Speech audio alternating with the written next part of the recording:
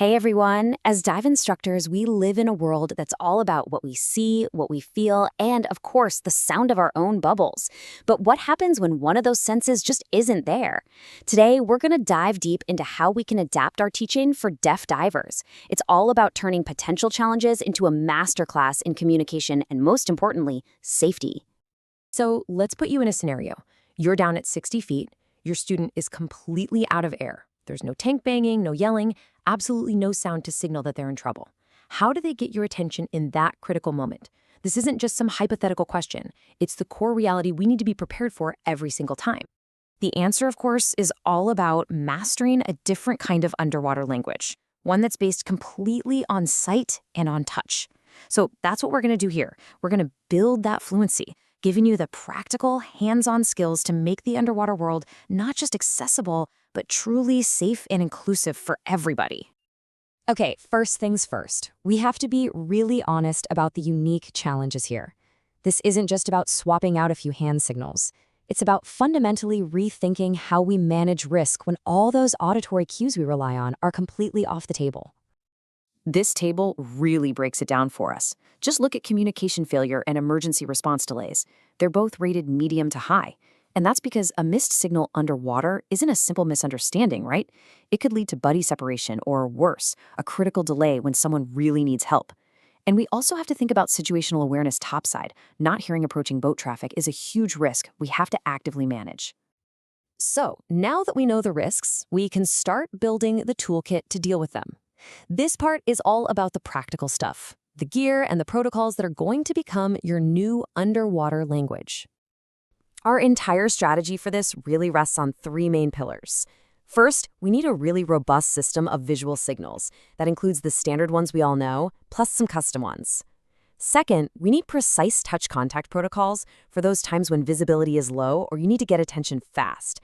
And third, having the right adaptive equipment is absolutely essential to fill in those sensory gaps. Now, this touch contact system is your crucial backup plan.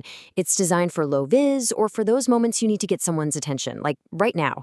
The key here is to keep it simple so it becomes muscle memory. We're talking 2 taps on the arm for okay, a gentle squeeze for stop or pay attention, and a continuous hold for follow me. This system is non-negotiable, and you have to practice it on the surface until it's second nature for both you and your student. When you're diving with a deaf student, your gear choices suddenly become way more important. You really have to think of your equipment as part of your communication system. A dive computer needs to have strong, obvious visual alarms. That backup torch, it's now a primary signaling device. And those bright, high-visibility fins and BCDs, they're not a fashion statement. They're a critical tool for keeping track of your buddy. Okay, so we have the tools. Now, how do we fit them into our professional workflow? This is all about building a system of safety that covers the entire dive experience, from the moment you start the briefing to the moment you're packing up your gear. And that process starts with the briefing. Now, a standard briefing is mostly verbal, right? An adaptive briefing needs to be multi-sensory. You're using visual aids, you're using written notes. But the most critical difference is what we call the teach-back method. Instead of just asking, any questions? You make them show you. You say, show me the out-of-air signal. Walk me through the last buddy procedure. You need to see it to confirm they understand. All right, now for the fun part, actually getting in the water. Underwater, everything is managed through this lens of constant intentional connection with your student. The number one rule is that you stay within arm's reach. This is an absolute must. It's what makes your touch contact protocols work and ensures you can signal each other instantly. You're also going to be doing way more frequent two-way okay signals. Think of it less like a check-in and more like a continuous conversation. And the whole dive should just be at a slower, more deliberate pace that builds in extra time for clear communication and observation. And remember, the dive isn't over when your head breaks the surface. The debrief is just as important as the briefing because that's where you're going to fine-tune your team's communication system for the next dive. The trick here is to make the debrief totally accessible. Use a slate, use gestures, use sign language, whatever works, and ask very specific, targeted questions.